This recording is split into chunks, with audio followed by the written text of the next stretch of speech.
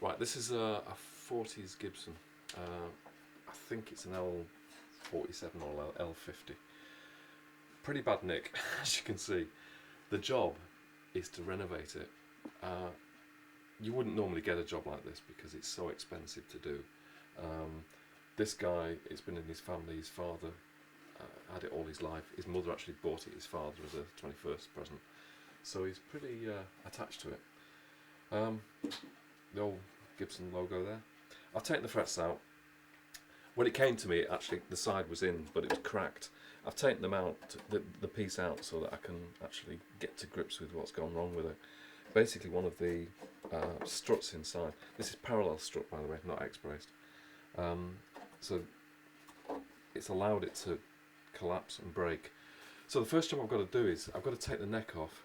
Once I've got the neck off, I've got to make a mould for the body, make some new sides, take the top and the back off, repair the top. The back's reasonable condition. So over a bunch of weeks, we're going to sort of see this transformed back into a playable guitar. It doesn't look like it's going to make it, but it will do. Right, the first job is to get the neck off. We've got to get the neck off. The neck's actually in pretty good condition. It's got loads of divots in the rosewood, but we can fix that.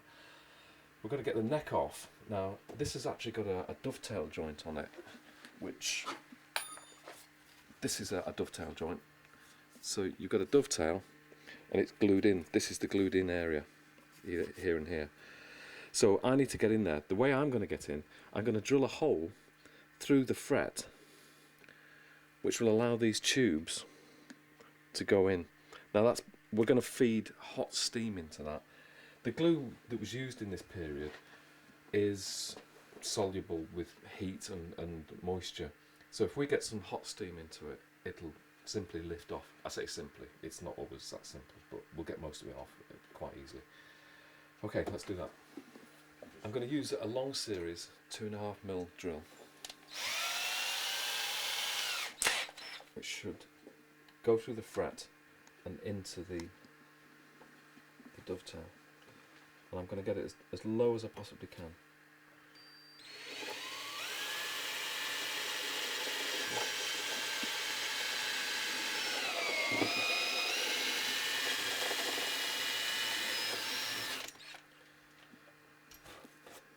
The reason I'm going through the fret is that this hole won't be visible under the new fret, so that keeps it nice and hidden. This is a domestic steam generator for an iron. It's also, well, oops. And basically that's going to give me the steam to get into it. So I've made this little jig that I can connect onto it. I made this little thing up. These are thin brass tubes that I've soldered into a piece of copper pipe, blanked the end off, put a fitting on it. So fit it on. It's pretty essential that we hold it on tight because hot steam is obviously pretty dangerous. So I'm just going to tighten that up onto it.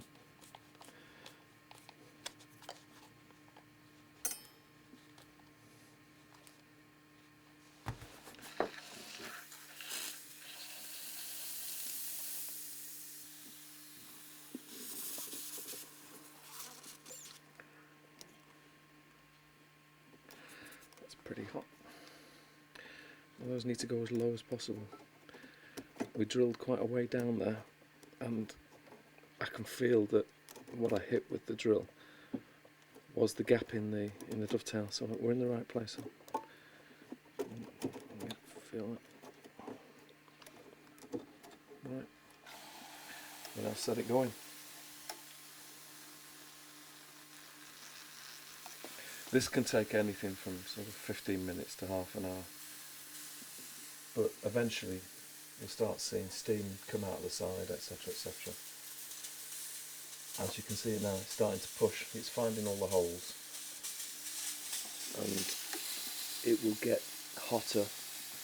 The glue will get softer and eventually lift out. It's still quite solid at the moment. The heat. You can feel the glue coming out as it condenses. It's quite sticky, so it's taking effect. You may think that this is sort of destroy guitar, but it doesn't. And it destroys the finish. So when you've done this job, you have to refinish after it.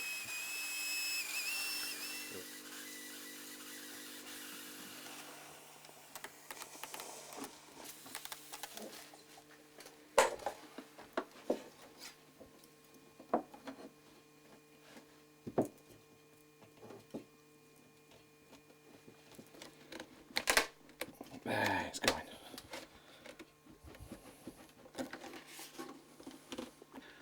There's actually a crack here, and it's making it difficult to come out because it's actually interfering with it coming out. You can see it. There we go. There we go. So there's the dovetail. There's the anchor for the truss rod. There's the bottom part. They put it in with a couple of shims, which is pretty normal practice. There's the bottom half. In actual fact, that isn't a split. It was made in two parts. It was glued onto the bottom of the heel. Take those out. We're away. So the next job after this is we need to take the top off. To be honest, we can just cut through the side to take that off. I'd like to keep the neck block and the heel block intact and reuse them. The back will be reused. The sides we're going to throw away. I have actually taken a template of the side already. That's the width. The top is actually straight. The back curves and gets narrower to the front. So I've already taken a template of that side. So we can take these sides off and separate it off.